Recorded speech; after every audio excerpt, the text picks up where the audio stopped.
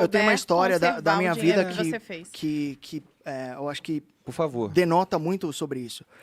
Como eu disse, o meu pai trampou 30 anos na mesma empresa, que hoje é a Braskem, inclusive. Meu pai é engenheiro químico, trampou 30 anos, e o meu pai ele sempre foi muito bom num negócio chamado subtração, que é muito simples. Quanto você ganha, menos quanto que você gasta, é o tanto que você investe. E ele não sabia nada sobre contabilidade, sobre ele só dinheiro. respeitava isso. Ele só respeitava uma simples subtração, cara. Então, eu lembro que meu pai chegava bem tarde em casa, então, por volta de 8 ou 9 horas da noite, ele saía da atual Braskem, vinha para casa, e ele abriu um programa chamado Quicken. Vocês lembram desse programa? Eu nem usei. É o primeiro software de você elencar gastos que existiu. É um software gringo, meu pai muito nerd, baixou lá. Quicken, da Microsoft. Quicken, mesmo, cara? Isso em 1999, assim.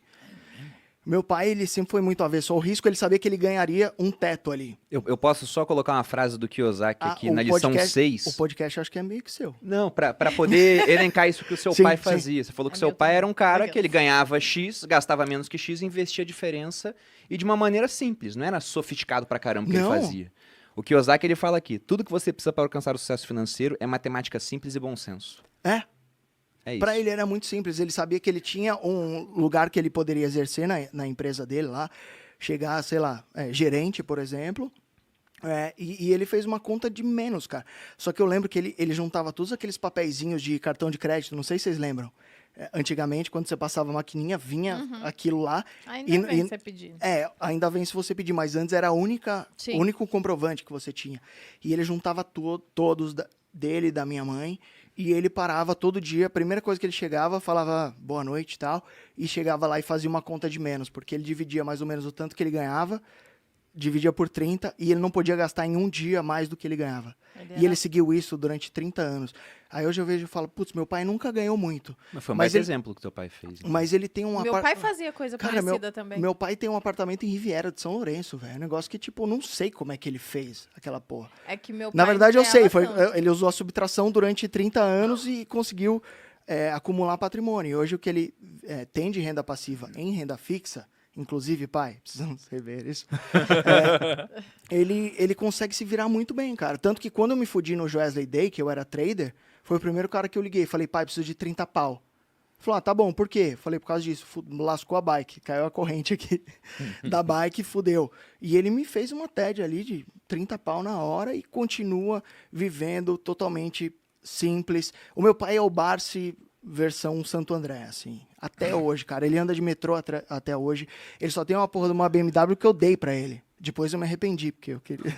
Quando a bolsa cai, eu falo, pai, vamos vender aquela BMW, pai, vamos botar na bolsa.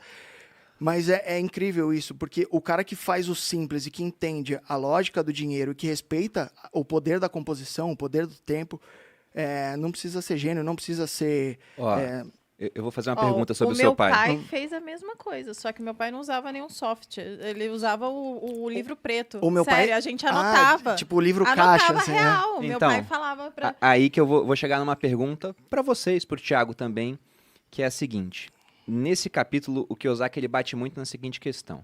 Tem até uma frase aqui. Se o seu padrão for gastar tudo que ganha, o mais provável é que um aumento de renda resulte apenas em mais despesas. Sim. Então você pega pessoas que não Muito têm bom. essa disciplina e esse arquivo mental de, olha, tem que gastar menos do que ganha, poupar para investir a diferença. Se dá muito dinheiro na mão delas, você pode dar quanto dinheiro quiser, elas não vão conservar esse dinheiro, não vão ter patrimônio, só vão gastar tudo. É o que acontece com boa parte das pessoas que ganham loterias. Sim. Você pega 5 anos depois, o cara geralmente ele gasta quase tudo até que só sobre na mão dele o dinheiro que ele tá pronto para lidar. Que às vezes é quase nada ou até negativo pro cara que acha que é normal ter dívida. Agora, se eu pegasse um caminhão de dinheiro e desse na mão do teu pai, ele ia fazer a mesma coisa que ele fez, ele ia conseguir manter aquele patrimônio. E a mesma coisa com o seu. meu pai. E aí tem uma hora muito interessante que ele fala o seguinte, a importância dessa lição da proficiência financeira é que ele fala, você quer construir um prédio, por exemplo, um Empire State.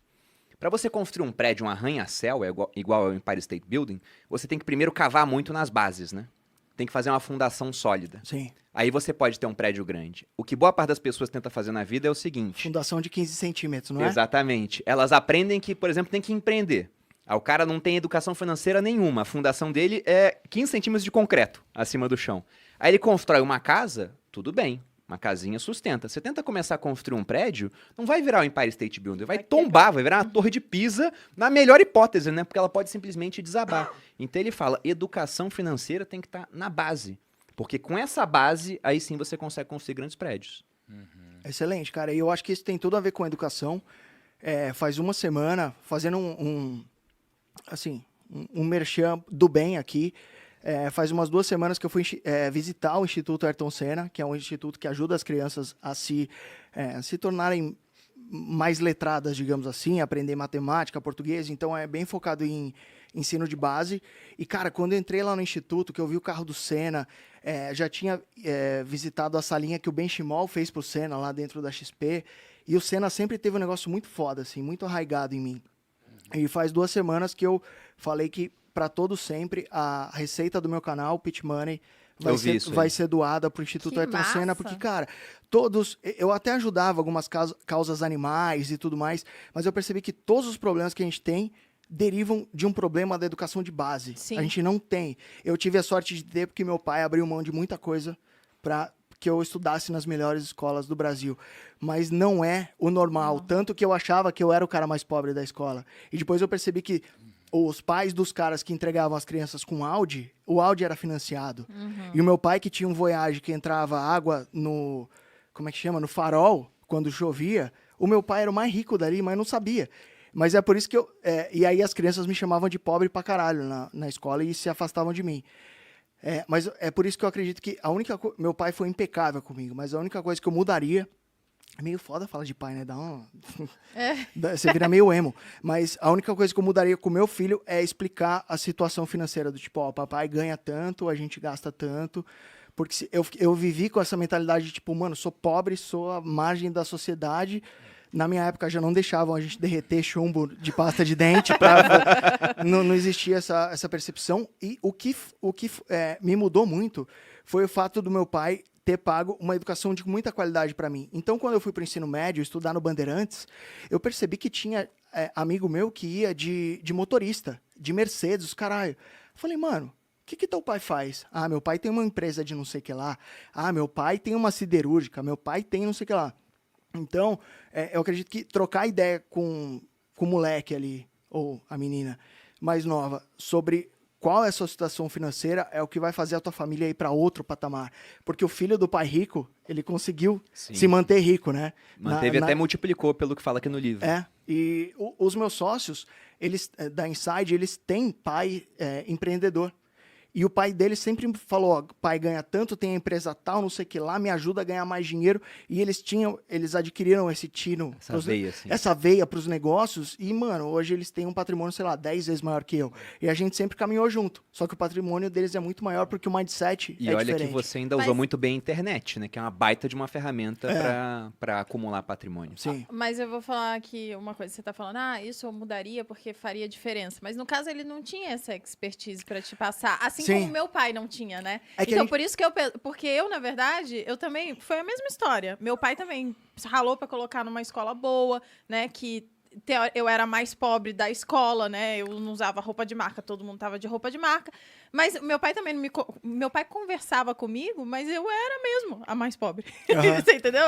Essa era a realidade. Não tem problema nenhum. Então não fez diferença, eu acho. Eu acho que no final o que interessa é o exemplo e, de fato, ter contato com uma realidade de pessoas que têm mais dinheiro e que têm os pais, por exemplo, empreendedores, que têm os pais ricos ali, fez diferença para mim, porque eu já consegui enxergar uma coisa a mais para depois, obviamente, quando tipo, que existe um universo à parte, né? De pessoas que criam dinheiro, né? Exatamente. Eu não tinha essa percepção. E a gente precisa parar também de romantizar os pais. Porque sempre que eu falo do meu pai é muito foda. Ele me ensinou tudo sobre valores, tudo que eu sou veio dele. Mas, de fato, ele tem alguns defeitos. E eu vou ter alguns defeitos quando eu for criar meu filho. E sempre que eu falo isso do meu pai, que eu dei uma BMW pra ele, os cacete, as pessoas falam, mas você reclama do seu pai. Não, meu pai foi impecável. Menos nessa parte que ele é extremamente avesso ao risco. Você não tem que nem ser avesso ao risco, nem idolatrar o risco. Se você ficar ali no meio termo, né? No meio termo e conseguir fazer o seu dinheiro trabalhar, você vai ganhar muita grana. Eu idolatro o risco, cara. Eita. Caralho, ele Bravo, tá imbatível. Vai, vamos sair na mão, vai. Toma um uísque aí. Não, eu idolatro.